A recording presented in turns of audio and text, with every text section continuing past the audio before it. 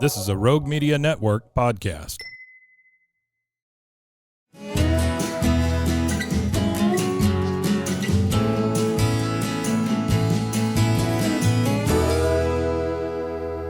This is Central Texas Life with Ann Harder. Hello, everybody. Welcome to Central Texas Events, and a very big event in the life of the city of Waco is coming up very soon, March 1st. And I have Jeff Aresty here with me, who is kind of the founder of the Jacob De Cordova Society, which is a very new thing, started in January just about. It's been very exciting. It came together very quickly, and the story of Jacob De Cordova is pretty exciting to tell, and here we are. He is really the person that's credited with being the surveyor who platted out the city of Waco. If you want to find a Founders Day founder, it'd be Jacob. Jacob worked with George Erath, hired him as the person who had really seen and surveyed quite a bit of this area, and then Jacob went out and cleared land titles, made the first official map of Texas back in 1849, which was very important for the entire state, and did so much more. Yeah. But he loved Waco. He loved Waco. He called Waco my beautiful daughter, and Waco is about to celebrate 175 years. And that is coming up on March 1st. So there are some things planned. In this short period of time, this little society has pulled it together. Well, we were lucky enough to speak with the city council and the mayor, and just this past week, they issued a proclamation declaring March 1st the actual day to celebrate the 175th anniversary of the founding of Waco. And awesome. So we'll be over at the Cambria Hotel, and one of the wonderful artists that Waco has, and there are so many incredible and talented creatives here in Waco. We were fortunate enough to meet with Roy De Romero, who has done quite a bit of work on telling the story of Jacob through his art. Yeah, what kind of prompted his passion for that? Do you know? The way he's described it to me is that as he grew up, he did not know anything about Jacob. Mm-hmm. And when he got to about age 50, he said he heard and learned about the story of Jacob De Cordova, and he became inspired to tell the story and to go to all the different places that Jacob had been to and had seen, which really gave Jacob the feeling of love for the city, and he started painting them, and beautiful paintings. So we reached out to Roy, and last year in October, we held an event at my next door neighbor's house, Linda Morris, and so many people showed up. I had no idea. Roy is known, and his paintings are loved. And so we had about 15 or so paintings around Linda's house, and the expression of love for the city and for Roy's work was pretty palpable. And so we're doing it again with a few more paintings at the Cambria Hotel. This is an art reception that will be from 4 to 6 on the 1st. On the 1st, and so is this a free event, a ticketed event? It's a free event. We have tickets so that we can actually get people involved in celebrating Waco's history. Yeah. One of the things that the city council and the mayor really want to celebrate is this incredible history that Waco has, and get that message out to the world. Really let people know what Jacob felt about this city. Yeah. It's beautiful. The history is wonderful. So let's emphasize that and get that story out. So we are going to create a way in which young people in particular, but certainly everybody who wants to participate as a member of the Jacob De Cordova Society, to become ambassadors and get the word out. And so we have a film in the making. We may have a play in the making, but it all depends upon the music. I mean, there are lots of creatives have kind of glommed on. That's maybe not the right term, but really see the excitement in such a project, and want to be a part of it. That's the neat part about this, is that for somebody like myself, my wife and I moved here only a couple of years ago. And so to get involved with a story because we have a background that is similar in some respects to Jacob's background. And so I just started researching it, and then one thing led to another. But when we had this event at Linda's house and all the people who showed up, it was pretty clear that there was a love to tell that story and to really express a way to remember what Jacob did.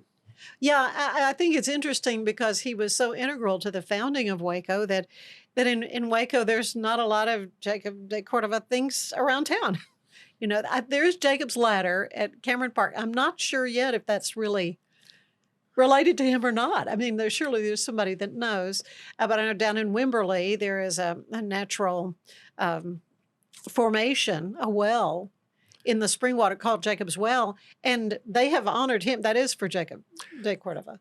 In fact, we went to Wimberley in doing the film because the original gravestone that he was buried under, and then he was moved, and he and his wife, Rachel, were moved to the state cemetery. But the original gravestones were sort of lost and then found again, and now they're in a museum in Wimberley, and there's a Jacob De Cordova Street, there's a Rachel Street, and so we went there, and Wimberley really does celebrate his memory. And now's the chance for Waco to do the same. Really?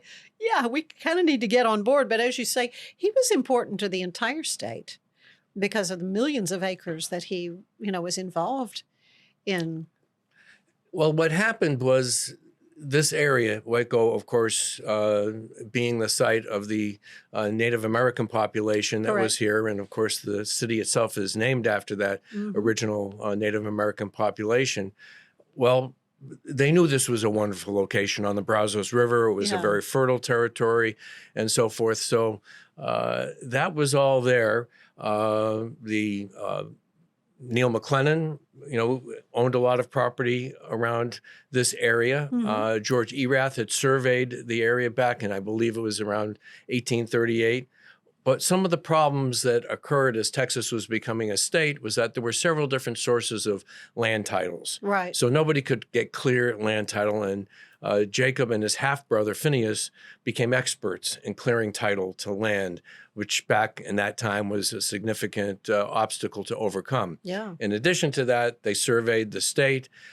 Jacob's family had been in the printing business, so he had one point, because he was a very sick man, today we would call it tuberculosis, and he lived with that his entire life. But during some period of time in his life when he was in Philadelphia, he learned how to become a printer. And so printing became his innovative way to be able to not only print the first maps that he did of the state of Texas, but then once he began attracting people to come and buy land and give notes for lands and so forth, he was able to then publish a guidebook. He was able to publish newsletters so that immigrants who did come here based on his selling the state of Texas, they would have not only a reason to come, but they would have opportunity that they could explore. Well, it's an open invitation for everyone to come and help celebrate the 175th anniversary of the founding of Waco at the Cambria Hotel, which is on University Park Drive. Beautiful hotel. And there's going to be food and all kinds of wonderful music. Frank Exum, who is a wonderful classical guitarist, which I think is going to set such a beautiful tone with the wonderful artwork that we will be seeing there by Roy De Romero. And of course, it's an open invitation as well for people to join the Jacob De Cordova Society. During the course of this year, one of the things that the City Council plans to do is to use the entire year as a celebratory year. Oh, they need banners. They need, 175th. Of course, Corsicana did it. I mean, they had all kinds of things in that city celebrating their 175th, which was last year. And we have a documentary that we are doing that will be premiered in October. We'll have a clip that will show. Now, this is pretty exciting because you're going back to a period of time in the 1840s where there's really not a lot of photographs or pictures. You're really going through a lot of... Yeah, how do you do a visual documentary on that. And the animation that is available today is It's so awesome. powerful. It is awesome. And we were fortunate enough to work with Ken Rogers, who is just retired from teaching filmmaking at McCallum High School in Austin, Texas, where he was a leading teacher in film for 17 years. Mm-hmm. And Ken had retired. I had done some work with him in Africa on filmmaking and teaching, and he agreed to do the film, and he began working with some of his former students. And we're even reaching out to students here because we would really like to get some of the students in Waco actively involved with the film. And now there's the possibility even of doing more than that with music and a play that will go along with it. So during this time that we'll get together at the Cambria, we'll be reaching out to the youth of the community and asking them to become active in ways to learn about the founding of Waco, its history, then hopefully inspire a desire to study the Waco history beyond the founding. Oh, yeah. And the next day, the 2nd, is the big block party that Road Media is putting on. This is going to be at Southern Roots Brewery, and we'll have a presence there as well. Folks can learn more about the society at that time as well in the morning, I understand.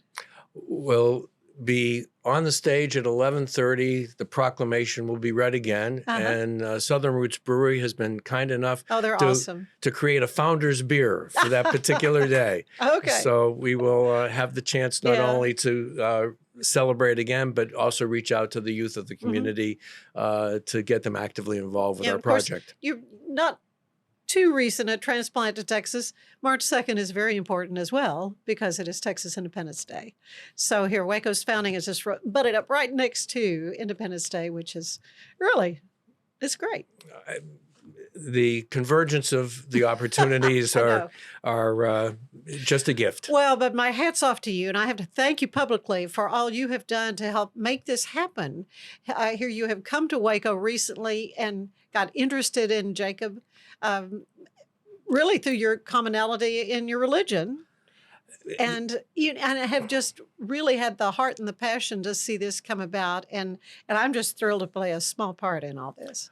Well, the neat part about this is that when you're new to a city and you get a chance to work on a project that so many people have had a heart in before I ever got here, and then the momentum really was already there, and it just stopped for a moment in time. We had all the issues of COVID and everybody, had to sort of take a step back.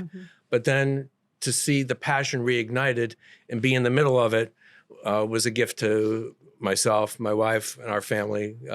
So that's pretty exciting. Our daughter is here. That's the reason we came here to be with our grandchildren. And, she's a physician here, and as I say, those grandkids are a pretty powerful draw. Absolutely. But we're so glad that you came and are a part of preserving history. This part of Waco history is so important.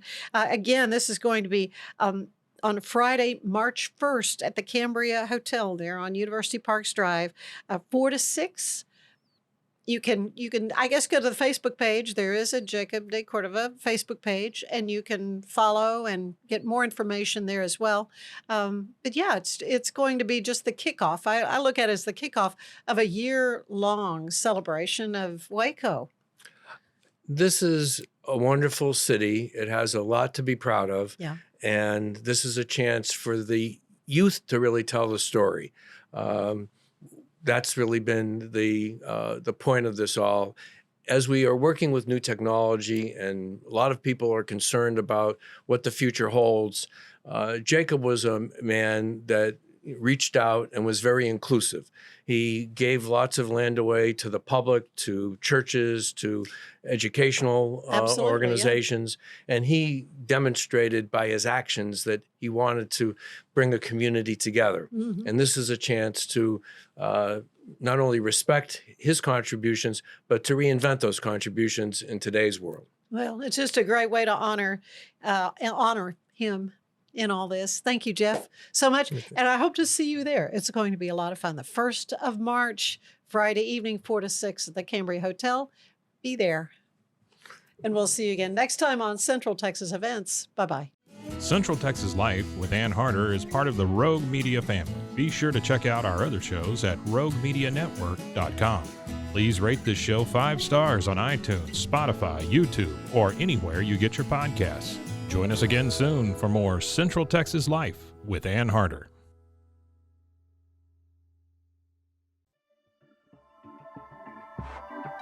This has been a Rogue Media Network production.